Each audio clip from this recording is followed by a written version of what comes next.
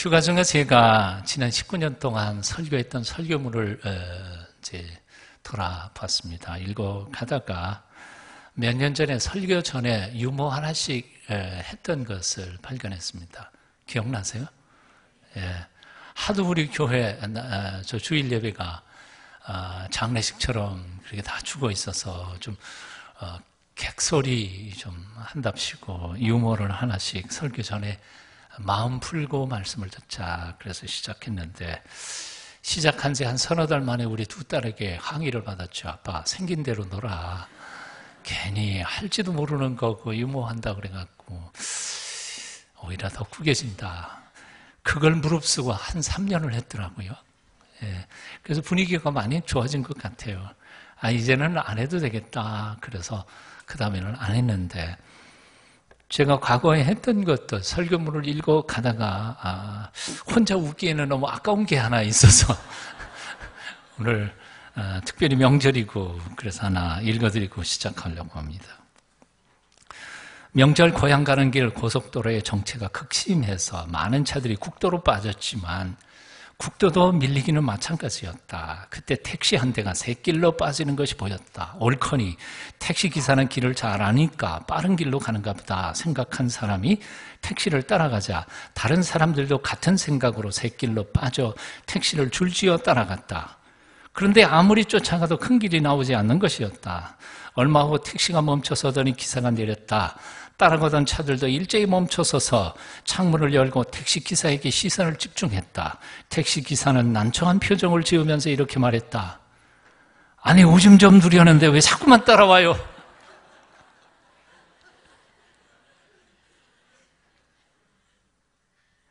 한번 옆에 있는 사람하고 이렇게 인사해 보겠습니다. 이번 명절 고향 가는 길에 다른 차 따라가지 맙시다.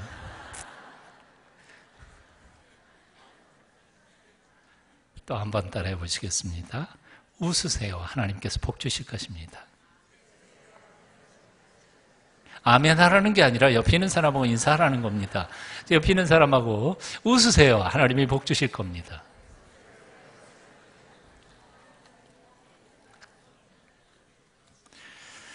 힘써 여호와를 알자 하는 주제로 지난 1년 동안 한 해 동안 성숙에 관한 말씀을 나누고 있습니다. 지난 시간까지 베드로 후서 1장 5절부터 7절까지 보배로운 믿음, 하나님이 주신 보배로운 믿음 위에 몇 가지 덕목들을 이렇게 쌓아가라, 더하라 하는 말씀을 나누었습니다. 7가지 덕목이었었죠. 기억이 나시는지 모르겠습니다. 한번 복습해 볼까요? 첫째, 믿음에 뭐를 더해요? 덕을. 다 잊어버려졌어요. 한번 복습하겠습니다. 믿음의 덕을, 덕의 지식을, 지식의 절제를, 절제의 인내를, 인내의 경건을, 경건의 형제 우애를, 형제 우애의 사랑을 더하라. 사랑을 보태라. 7가지에 대한 덕목을 믿습니다. 그거로 끝나는 거 아니란 말이죠. 믿음은 시작입니다. 거기 우리가 더해야 할 덕목들이 7가지가 있다. 그리고 배웠습니다. 오늘은 이제 그 7가지 덕목에 더해야 할 것들을 이제부터 몇 주간 동안 함께 나누려고 합니다.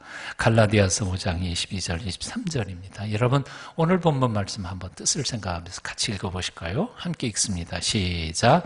오직 성령의 열매는 사랑과 희락과 화평과 오래 참음과 자비와 양선과 충성과 온유와 절제니 이 같은 것을 금지할 법이 없느니라. 예, 사랑에 대해서는 지난 시간에 이미 우리가 묵상했습니다. 이제 사랑과 성령의 9가지 열매 중에 2번째가 희락입니다. 오늘의 주제는 희락입니다. 기쁨, joy라는 거죠. 오늘 기관에서 15세에서 69세 성인 5,417명을 대상으로 조사를 했더니 그중에 25.3%가 경증 이상의 우울증을 앓고 있었다고 합니다. 대한민국 얘기입니다. 이것은 미국과 일본의 통계보다 2배가 많은 통계라고 합니다. 미국과 일본이 거의 10% 안팎인데 비해서 우리나라는 25.3%라는 거죠. 이만큼 우리가 참 정신적으로 건강하지 못한 사회를 만들어가고 있다는 겁니다. 한국 국민의 4명 중에 1명이 경증 이상의 우울증을 앓고 있다는 거죠. 이것이 바로 오래전의 통계였으니까 지금은 좀 더 통계가 높아졌을 것이라고 짐작을 해봅니다. 우울증에 대한 일간지의 그 제목들이 굉장히 다양하고 많습니다. 그 중에 몇 가지만 제목만 제가 읽어드리면 이렇습니다. 주부 우울증, 방치하면 15%가 자살을 기도하게 된다. 남성 우울증이 가정을 뿌리채 흔든다. 우울증 청소년 5명 중에 1명. 명퇴로 인한 우울증에 시달리는 사람이 많다. 도시 노인의 22%가 우울증에 시달리고 있다. 노인들 중에 25%에서 40%까지 정신장애를 겪고 있다. 이 정도 되면 우리 한국 사회가 이게 정말 큰 문제라고 생각이 들지 않으십니까? 세계보건기구와 하버드대학 보건대학원이 공동으로 연구한 것에 의하면 앞으로 2020년에 가면 사망 원인, 인간의 사망 원인의 첫 번째 사망 원인이 심장병이고 두 번째가 우울증이라고 합니다. 네? 우울증, 이제까지는 우리가 질병이라고 생각해 본 적이 없었는데도 불구하고 2020년이면 몇 년 남았어요? 6년밖에 안 남았어요. 우리는 지금 그렇게 살고 있는 거예요. 한국 국민의 25% 이상이 시달리고 있는 이 우울증, 감기처럼 누구나 걸릴 수밖에 없으면서도 방치하면 15%는 자살을 시도할 수밖에 없는 이렇게 심각한 우울증. 앞으로 6년 안에 심장병 다음으로 두 번째 사망의 원인이 될 이 우울증, 이 병 어찌해야 하는가? 예수 믿는 사람들은 좀 다를까? 달랐으면 좋겠는데 별로 다른 것 같지 않아요. 통계적으로도. 오늘 여러분과 나누고 싶은 주제입니다. 2000년 전 사도 바울이 처한 상황 별로 좋지 못했습니다. 좋지 않은 정도가 아니라 사실은 그 생애의 최악의 지경을 겪고 있었습니다. 로마 지하 감옥에 갇혀서 늙은 몸으로 얼마 안 했으면 목이 잘릴 사형수로 그 날짜를 세고 있었던 상황이었습니다. 조금 더 세부적으로 이렇게 표현한다면 사도 바울이 처한 경우는 첫째 나이가 많았습니다. 이제는 늙은 거죠. 다메섹 도상에서 예수님을 만날 때만 해도 혈기방장한 젊은이였습니다. 하지만 이제는 평생을 오직 주님의 영광을 위해 복음을 위해서 불태우고 난 지금은 용기도 꺾이고 꿈도 사라진 노구, 어린 이 노인의 늙은 몸을 걸어안고 몸도 마음도 늙은 상태의 죽음을 기다리고 있었습니다. 두 번째로 한평생 복음을 전하면서 그런 육체적인 상처들이 너무 많이 얻었습니다. 몸에 맷자국으로 가득 차 있었습니다. 갈라디아서 마지막 부분에 보면 사도 바울은 이렇게 고백합니다. 내 몸에는 예수의 흔적을 가졌노라. 예수의 흔적이라는 게 뭘까요? 예수님께서 십자가 못 박히시면서 손발에 못자국, 그리고 돌아가신 후에도 옆구리에 창자국, 머리에 가시면류관이 박힌 자국들, 사랑하기 때문에 받아야 했던 흔적, 사랑의 흔적, 예수님의 흔적이었죠. 그런데 사도 바울은 자신 있게 이렇게 표현합니다. 나도 그 예수의 흔적을 가졌노라. 아시죠? 한평생 복음을 전하기 위해서 40의 한개 감한 매를 3번, 태형을 3번이나 맞았다고 표현합니다. 40의 하나 감한 매라는 의미가 무엇인지 아십니까? 40대 태형을 맞으면 죽는 겁니다. 죽기 직전까지 두들겨 패는 거지. 그게 40의 하나 감한 매입니다. 그걸 3번씩이나 맞은 거지. 돌멩이로 쳐 죽임을 당한 경우는 수도 셀 수밖에 없었습니다. 쓰레기장에 내버렸는데 살아서 일어난 적이 한두 번이 아니지 않아요. 사도행전을 읽어보십시오. 상처투성이의 몸으로 그는 로마 지하 감옥의 노구의 몸으로 갇혀 있었던 것이죠. 신경통이 있는 분들은 날씨가 굳으면 일기예보를 한다고 그러지 않아요? 몸이 찌르르 아프니까요. 습기 차고 차가운 햇볕 들지 않는 어두운 로마 지하 감옥 속에서 그렇지 않아도 간질병으로 평생을 고생했던 그 노구의 사도가 통증으로 신음을 하고 있었던 것입니다. 게다가 세 번째로 사도 바울은 그렇게 몸만 고통스러웠던 것은 아니었습니다. 자기 곁에 자기를 돕고 있었던 디모데와 에바브로디도 그의 충실한 돕는 도우미들이 다른 교회의 필요에 의해서 파송을 합니다. 다 보내버렸습니다. 그래서 지금은 홀로 남아 있습니다. 육체적으로 고통스럽고 정신적, 영적으로 외로웠습니다. 이 정도 되면 우울증 걸리기에 충분하지 않겠습니까? 그럼에도 불구하고 그가 빌립보 교회 성도들에게 보낸 편지를 보면 어디에도 절망의 그림자가 한 모습도 보이지는 않습니다. 오히려 빌립보서 1장부터 4장까지 그 짧은 편지 속에 그는 기뻐한다, 기뻐한다, 기뻐하라, 기뻐하라, 기뻐하리라. 기쁨이라는 단어를 얼마나 많이 사용하고 있는지 모릅니다. 내가 기뻐하고 기뻐하리라 1장 18절, 나는 기뻐하고 너희 무리와 함께 기뻐하리니 2장 17절, 이와 같이 너희도 기뻐하고 또 나와 함께 기뻐하라 2장 18절, 정말로 나의 형제들아 주 안에서 기뻐하라 3장 1절, 주 안에서 항상 기뻐하라, 내가 다시 말하노니 기뻐하라 4장 4절. 어떻게 이럴 수 있었습니까? 무엇이 이토록 외롭고 병약한 노인을 이토록 당당하고 용기 있고 강하게 만들 수 있었습니까? 육체는 병들고 정신은 외롭고 형장의 이슬로 사라질 죽음의 시간은 시시각각 다가오는데 요즘식으로 말하면 우울증에 걸릴 모든 조건을 다 갖추고 있었던 한 노인네가 어떻게 이렇게 기뻐할 수 있었을까? 아니, 밖에 있는 사람들을 보고 기뻐하라고 명령할 수 있었을까? 그것도 항상 그 비결은 오늘 본문 4장 4절 첫 단어에 나와 있습니다. 여러분 4장 4절 뜻을 생각하면서 큰 목소리로 함께 같이 읽어보실까요? 함께 읽습니다. 시작. 주 안에서 항상 기뻐하라. 내가 다시 말하노니 기뻐하라. 주 안에서 라는 말입니다. 주 안에서. In the Lord, in Christ. 유명한 성서 신학자 한 사람은 바울 신학이라고 하면 신약 성서 전체의 신학적으로 가지고 있는 영향력이 80% 이상입니다. 바울 신학이에요. 어떤 신학자는 그래서요, 기독교는 바울교라고 할 만큼 예수님께서 가르치신 건 복음서의 아주 일부잖아요. 그런데 나머지 신학적 체계를 잡는 것은 사실은 바울이 다 잡았다는 거예요. 그만큼 중요한 내용을 차지하고 있는 바울 신학의 핵심은 딱 두 단어다. In Christ, 그리스도 안에, 주 안에.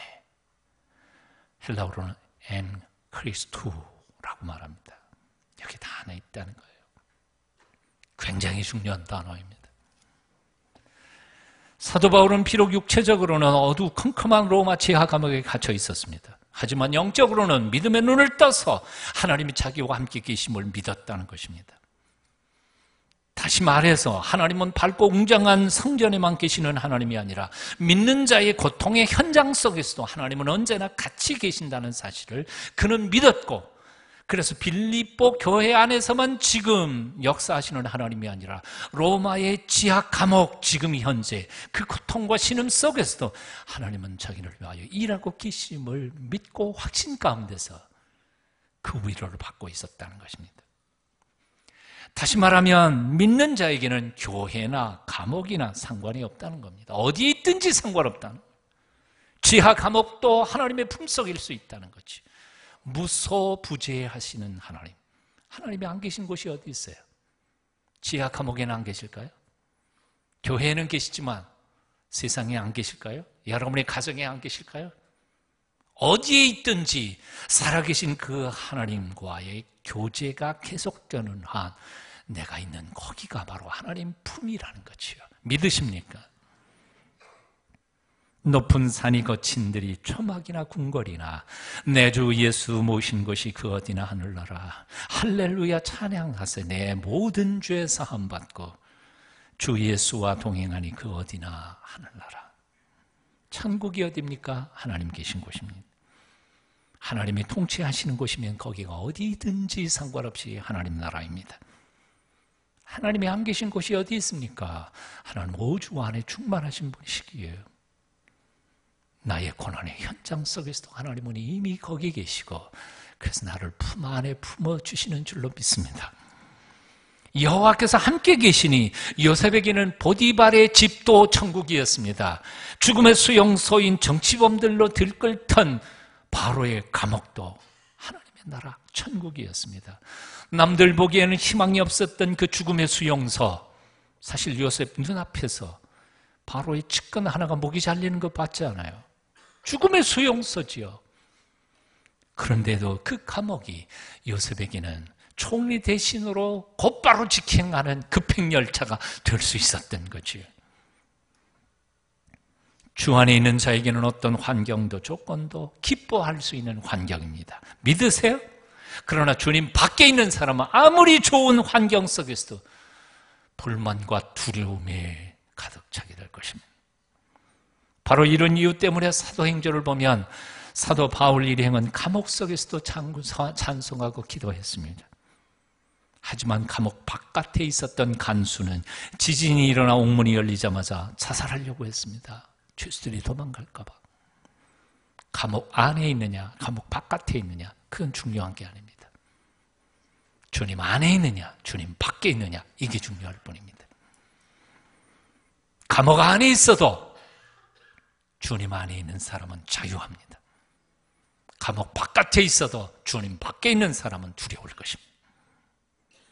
질문합니다. 여러분들은 지금 어디에 계십니까? 여러분의 영적 현주소는 어디입니까? 주님 안에 계십니까? 아니면 주님 밖에 있습니까?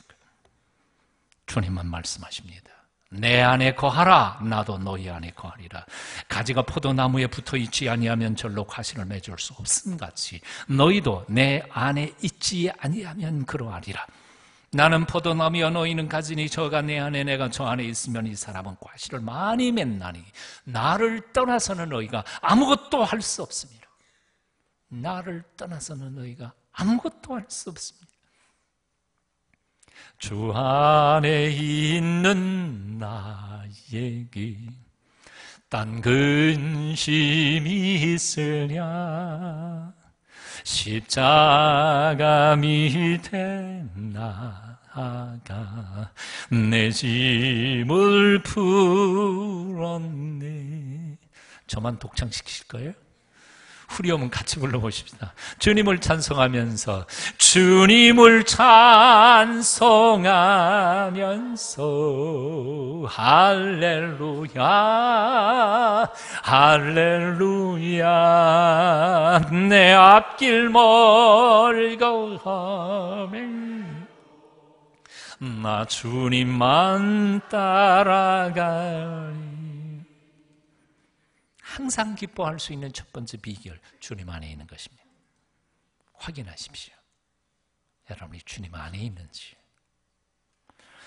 항상 기뻐할 수 있는 두 번째 비결을 소개합니다. 결심입니다. 다시 말씀드립니다. 항상 기뻐할 수 있는 비결은 기뻐하기로 결단하는 것입니다. 주 안에서 항상 기뻐하라. 내가 다시 말하노니 기뻐하라. 이것은 명령입니다. 권면이 아닙니다. 할 수 있었으면 좋겠다. 할 수 있으면 기뻐하고 할 수 없으면 관둬라. 그런 말씀이 아니에요. 그냥 명령이에요. 내 마음의 감정에 상관없이 그냥 너는 기뻐하도록 결단하라는 것입니다. 지난 시간에 우리가 사랑에 대하여 하나님께 받은 명령이 있습니다. 뭐지요? 사랑을 하는 거지요. 사랑은 뭐예요? 감정이 아니라 의지라는 거예요. 세상 사람들은 다 사랑의 감정이 느껴지면 사랑하고 미워지면 미워합니다. 이것은 세상적인 사랑의 방법입니다. 하지만 하나님께서 우리에게 명령하신 아가페의 사랑의 명령은 아니에요. 내 감정하고 상관없어. 그냥 사랑해. 무조건적 사랑. 하나님 아버지만 가지고 계신 사랑. 십자가의 사랑. 이것은 조건 따지지 않는 사랑. 의지적으로 결단하고 사랑하는 사랑, 이게 바로 아가페의 사랑이지. 마찬가지입니다. 기뻐하라 라는 말도 하나님의 명령입니다. 결단하라는 겁니다. 내 의지를 가지고 내 감정과는 상관없이 슬프고 절망적인 순간에도 기뻐하기로 결단하고 그냥 기뻐하라. 이것이 하나님의 명령이라는 거지. 불가능해 보이죠? 예. 어떤 분의 글을 먼저 읽어드립니다. 세상에는 근본적으로 두 종류의 사람이 있다. 첫째는 기쁨을 선택한 사람과 두 번째는 그렇지 않은 사람이다. 기쁨을 선택한 사람은 오늘이 무슨 요일인지, 나이가 얼마인지, 또 얼마나 고통이 심한지에 대하여 개념치 않는다. 그들은 기쁨을 선택했기 때문에 의도적으로 마음껏 웃는 것이다. 기쁨을 선택하지 않은 사람은 웃음이 가져다주는 위안을 받을 수 없다. 기쁨을 선택하지 않았으므로 웃을 수 없는 것이다. 당신은 두 부류 중에 어떤 사람인가? 아직도 이해가 안 되시는 분들이 있을 것 같아서 또 한번 질문해 볼게요. 여러분, 우스워서 웃습니까? 아니면 웃으니까 우습습니까? 뭐 헷갈리시는 것 같아요. 주일날 저녁이 되면 개콘. 나는 그걸 아무리 봐도 왜 웃는지 이유를 모르겠습니다. 그만큼 제가 나이가 들었다는 생각이지. 왜 웃는지를 모르겠어요. 웃지 못한다는 것, 웃지 않는다는 것, 이것은 사실은 비극입니다. 갓난 아이들은요, 바람만 쫙 불어도 까르르 웃습니다. 10대 소녀들은요, 굴러가는 나감잎 보고 웃는다 그러지 않아요. 그만큼 감정이 살아있는 거예요. 생명력이 있는 거예요. 하지만 나이가 들어가면서 우리는 몸만 굳는 게 아니라 마음도 굳어갑니다.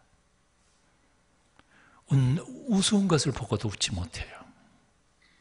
웃겨도 안 웃어요. 안 웃는 것이 점잖고 그리고 나이 든 사람이 마땅히 해야 할 것처럼 생각해요. 하지만 우리의 인생의 선배들이 충고해 주는 것을 보면요, 거꾸로예요. 나이가 들수록 뭘 봐라? 갓난아이들의 웃음소리를 들어라. 웃는 갓난아이들의 얼굴을 자주 보아라. 그래야 덜 늙어간다는 거예요. 나이 들었다고 생각하시는 여러분, 할 수 있는 대로요. 손자, 손녀 없으면요, 핸드폰에서 웃는 애들 동영상이라도 받아가지고 하루에 5번씩 한번 보세요. 저는 오늘 아침에 이미 봤어요. 페이스북 어쩌다가 누가 무난히 왔길래 딱 열어보니까 거기 웃는 애, 10초 동안 웃는 갓난아이 얼굴이 나왔더라고요. 웃으면서 제가 얼마나 행복했는지 몰라요. 남의 애예요. 우리 애도 아니고. 웃어요. 우스워서 웃는 게 아니라 웃으려고 결심하면 웃어지는 것이지요. 어떤 사람이 연구를 했다고 그러잖아요. 얼굴 표정이, 이 얼굴에, 근육 조직이 얼마나 복잡하고 얼마나 많습니까? 그래서 얼굴 근육 조직에 마음이 따라가는 거지, 마음에 의해서 얼굴 근육 조직이 조정되는 건 아니라는 겁니다. 꽤 어려운 얘기 같이 들려지죠. 그렇지만 이렇게 그는 말합니다. 여러분, 얼굴을 슬프게 얼굴 표정을 딱 짓고 마음속에 기쁜 생각이 일어나는 거 한번 실험해 보세요. 얼굴은 슬프게 하면서 마음을 기쁜 생각 가져보세요. 가질 수 있어요? 거꾸로 얼굴은 환하게 행복하게 웃음을 지으면서 마음속으로는 슬픈 생각을 할 수 있어요? 해보세요. 안 돼요. 그 얘기는 무슨 얘기인고 하니, 내 마음에 의해서 얼굴 표정이 바뀌는 게 아니고 얼굴 표정 때문에 내 마음이 달라진다는 거예요. 이것만 해도 생리학적으로 우리가 기뻐하기로, 웃기로 결심하는 게 얼마나 중요한지를 가르쳐 주는 거예요. 얼굴 좀 펴세요. 그냥 계속 쭈그리지 말고 결심하세요. 마페 선교사님이 한국 성도들이 밤낮 울며 기도하는 모습을 보면서 이렇게 물었다고 합니다. 왜 한국 교인들은 그렇게 밤낮 슬퍼하며 울면서 기도할까요? 옆에 있던 목사님이 변명을 했습니다. 우리는 십자가에 달리신 예수님을 늘 묵상하면서 신앙생활하기 때문이죠. 마페 선교사님이 웃으면서 되받았다고 합니다. 아니, 예수님이 부활하셨다는 사실을 잊어버리셨나요? 우리 한국인들은 유달리 눈물이 많습니다. 한이 많아서 그런지 웃음보다는 슬픔이 발달한 민족 같습니다. 연속극을 받아 눈물을 찔찔 흘리는 연속극을 봐야 은혜를 받습니다. 그래서 그런지 예수 믿는 크리스찬들의 삶 속에도 참 많이 우는 사람이 경건한 사람이고 기도 많이 하는 사람이고 늘 심각한 표정을 짓는 사람만이 거룩한 사람이라고 착각하기 시작했습니다. 그래서 교회 안에 심각한 얼굴로 다니는 사람만이 거룩하고 하나님께 더 가까이 간 사람 같아요. 괜히 헛소리하고 농담하고 그런 사람은 세상적인 것 같아요. 여러분 그렇죠? 하나님은 절대로 예수님께서는 33년 사시는 동안에 절대로 한 번도 안 웃으셨을 것 같지요. 네, 아니더라고요. 성경을 깊이 묵상해 보니까 예수님처럼 유머가 가득한 분이 없으셨어요. 성경은 정반대로 우리에게 이렇게 명령합니다. 기뻐하라, 기뻐하라, 기뻐하라. 내가 당장 죽는 그 순간에도 기뻐하라. 왜냐하면 전능하신 하나님께서는 그 모든 환경과 조건을 다 합해서 가장 좋은 것을 만들어가고 계시기 때문이다. 그래서 기뻐하지 못한다는 것은 하나님의 전능하심이나 나를 향한 사랑을 못 믿기 때문에 못 기뻐하는 것이지요. 로마서 14장 17절은 이렇게 말씀합니다. 하나님의 나라는 먹는 것과 마시는 것이 아니요. 한번 따라해 봅니다. 오직 성령 안에서의 의와 평강과 희락이니라. 하나님의 나라가 어떤 나라라고요? 먹고 마시는 나라 이게 아니고 성령님 안에서 의와 평강과 희락이라. 성령 충만한 사람 누구예요? 기뻐하는 사람이에요. 쾌활한 사람이에요. 즐거운 사람이에요. 성령 충만한 사람은 찡찡거리고 그저 심각한 얘기만 하는 사람은 성령 충만한 사람 아니라고요. 제가 유학 가서 제일 먼저 놀랬던 게 바로 저희 은사했던 리처드 포스터 교수님이 수업 시간에 수업이라 봤자 뭐 대학원 수업이니까 한 7명 앉아 있었는데 교수님 그 교수실에서 수업을 받는데 흔들어 의자에 앉아가지고 얘기 듣다가 무슨 우스운 얘기를 저는 뭐 미국 간 지 한 2달도 안 돼가지고 그 수업 듣고 있었으니까 농담으로가 했는데 난 무슨 얘기인지 몰랐어요. 못 들었어. 이 양반이 갑자기 흔들 의자에서 굴러 떨어졌어요. 그래가지고 그 연구실, 자기 연구실을 굴러다니면서 이쪽으로 굴러갔다 저쪽으로 굴러갔다 그러면서 깔깔대고 웃는데 나는 와, 나 분명히 잘못 왔다.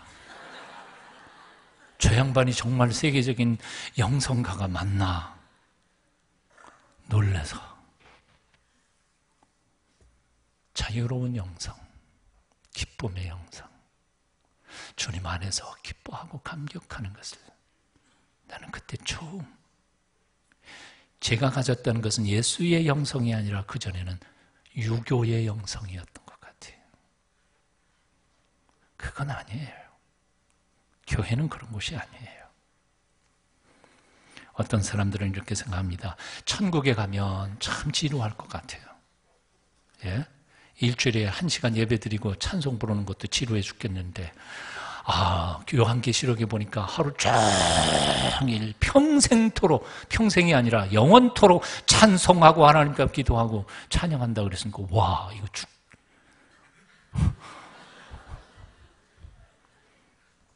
여러분 생각이 어떤 것 같아요? 근데 저는 그렇게 생각하지 않아요. 하나님이 지으신 세상을 가만히 보면서 하나님처럼 재미있는 분이 없는 것 같아요. 하나님이 얼마나 재미있는 분이에요.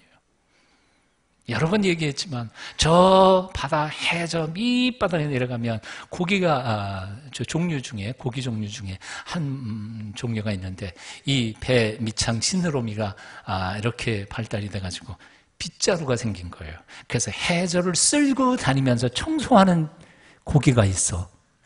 저 거짓말 같죠? 생물 도감을 찾아보세요. 나 그 이름은 모르겠어. 근데 하여튼 세상에 하나님 참 재미있는 분이에요. 고기 배 밑창에다가 빗자루를 매달아 놓으실 생각을 어떻게 하셨단 말이에요. 두 번째요. 더 놀란 건 이거예요. 고기, 생선이요. 이렇게 뼈가 이상으로 발달돼 가지고 그 막대기에 이렇게 나와가지고 이렇게 떨어져서 미끼가 막 흔들립니다. 그러면 조그만 고기들이 그게 미끼인 줄 알고 먹을 건 줄 알고 달려옵니다. 그럼 이 물고기가 그걸 잡아먹어요. 나 만화에서 나온 얘기 아니에요. 이거 진짜 있는 거예요. 세상에 낚시질 하는 물고기를 지으신 하나님. 정말 웃기는 하나님 아니에요? 얼마나 재미있는 하나님이세요. 난 그래서 천국 가면 하나도 지루할 시간이 없을 거라고 생각해요. 너무 재미있을 것 같아요. 믿어도 좋아요.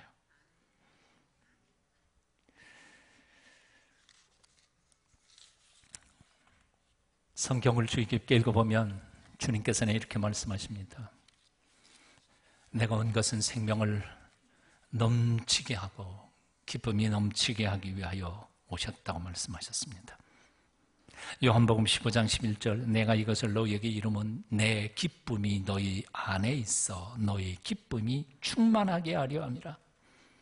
기쁘게 살도록 하기 위하여. 조지 맥도날드라는 사람은 이렇게 말했습니다. 웃기를 두려워하는 사람은 하나님을 믿지 않는 사람이다.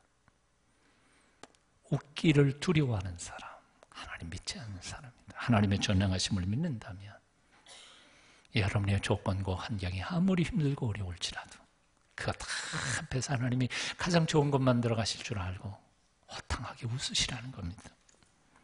1963년에 쿠진스라고 하는 사람이 열병과 무력증으로 고통을 당하다가 고국인 미국으로 실려서 돌아왔습니다. 3일 만에 병원에 입원했는데 목과 팔과 손가락, 발가락 하나도 움직일 수가 없었습니다. 병명이 클라겐이라고 했는데 의학적으로는 치유될 수 있는 확률이 0.2%, 500분의 1밖에 안 되었다고 합니다. 의사들은 다 손 털고 치료를 포기했습니다. 당사자인 쿠젠스는 자기 목숨인데 500분의 1밖에 안 되는 확률이랄지라도 포기할 수는 없지 않아요. 그래서 그는 전혀 움직일 수 없는 사람들의 도움을 받아서 자기 질병을 연구하기 시작합니다. 결국 그 질병이 스트레스로부터 온다는 사실을 발견합니다. 그 중에서도 특히 자기 인생에 대하여 그리고 미래의 자신의 삶에 대하여 부정적인 생각과 감정을 가질 때 오는 질병이라는 사실을 발견해냈습니다. 그리고는 그 순간부터 자기 생각을 뜯어고치기로, 자기 마음의 상태를 뜯어고치기로, 부정적으로 생각하고 부정적으로 느끼는 것을 뜯어고치기로 결심을 합니다. 그리고 자신이 미치지 못할 때, 의지가 꺾일 때 하나님 도와달라고 하나님께 간절히 기도합니다. 그러면서 구체적으로 웃는 계획을 세웁니다. 구체적으로 어떻게 웃을까? 하루 종일 웃는 방법과 이것을 연구해내고 TV도 보고 책도 보면서 웃으려고 노력합니다. 결국 의학적인 치료는 하나도 받지 못했는데 결국 얼마 안 있어서 완치됩니다. 0.2%의 확률의 생명이 살아난 것입니다. 자기 경험을 돌아보면서 1979년에 논문 하나를 발표합니다. 환자들을 통해 본 병의 해부학. 이 논문 속에서 그는 이렇게 간증을 합니다. 진심으로 속에서부터 우러나오는 10분간의 큰 웃음은 마취 효과를 일으켜서 2시간 이상의 고통 없는 깊은 수면을 가져오게 한다. 속에서부터 우러나오는 10분간의 호탕한 웃음은 마취 효과를 저절로 만들어내서 그래서 2시간 동안 통증 없이 깊이 잠을 잘 수 있는 숙면을 가져오게 한다는 거예요. 자기 경험을 통해서 지금 썩어놓고 있어요. 세상에서 가장 부작용이 없고 효과적인 진통제는 웃음이다 라고도 말합니다. 그래서 아까 말씀드린 것처럼 웃는 계획을 세워서 억지로라도 웃기로 노력하고 그 노력한 결과 완치되었다는 것입니다. 기뻐함, 웃음, 선택입니다. 결단하면 된다는 겁니다. 마음의 즐거움은 양력이라도 심령의 근심은 뼈로 마르게 하느니라. 잠언 17장 22절. 마음이 즐거운 자는 항상 잔치하느니라. 잠언 15장 15절. 가진 거 없어도, 희망이 새까맣게 안 보여도 웃을 수 있는 믿음의 사람들이 다 되시기를 축원합니다. 벽에 걸린 시계가 똑딱똑딱 하며 잘 가다가 어느 날 갑자기 생각을 깊이 하게 됐습니다. 내가 매일 매 초마다 똑딱하고 있으니 1분간이면 120번을 똑딱, 1시간에 7,200번을 똑딱해야 하는 거래. 아이고, 그러면 하루에 무려 17만 2,800번, 일주일은 자그마치 120만 9,600번, 1년에는 6,289만 9,200번을 똑딱거려야 하는. 아이고 맙소사. 여기까지 생각해보던 시기는 하도 기가 막혀서 충격을 받고 그 자리에서 신경쇠약으로 쓰러져 버리게 되었습니다. 시계는 병으로 운반되어서 시계 의사는 고장난 용수철을 갈아 끼고 시계를 고쳐놓고는 시계에게 물었습니다. 어쩌다 이렇게 되었소? 그러자 시계가 눈물을 글썽이며 설명을 했습니다. 글쎄, 내 사정 좀 들어보소. 내가 1분 동안 가려면 120번을 똑딱해야 되는데 1시간에 7,200번. 그리고 이때 의사가 시계의 말을 막으며 이렇게 물어보았습니다. 도대체 당신은 한 번에 몇 번이나 똑딱하면 된다는 거요? 그거야 똑이든 딱이든 한 번에 하나만 하면 되죠. 그렇다면 내가 좋은 비결을 알려줄 테니까 그대로만 하세요. 그저 한 번에 똑이든 딱이든 한 번만 정성껏 하세요. 그러면 병도 들지 않고 모든 일이 다 잘 될 겁니다. 한 번에 똑이든 딱이든 한 번만 다 가세요. 정성껏. 그 다음에는 하나님께 맡기십시오. 내일 염려는 내일 할 것이다. 하루에 염려는 그날에 족하니라. 주님의 위로와 평강이 여러분과 함께 하시기를 축원합니다. 기도하겠습니다. 전능하신 아버지, 아버지께서 천지를 지으신 전능하신 분이심을 믿으면서도 우리는 때때로 우리 형편이 너무 어렵고 힘들어 좌절하고 포기하고 낙심할 때가 많습니다.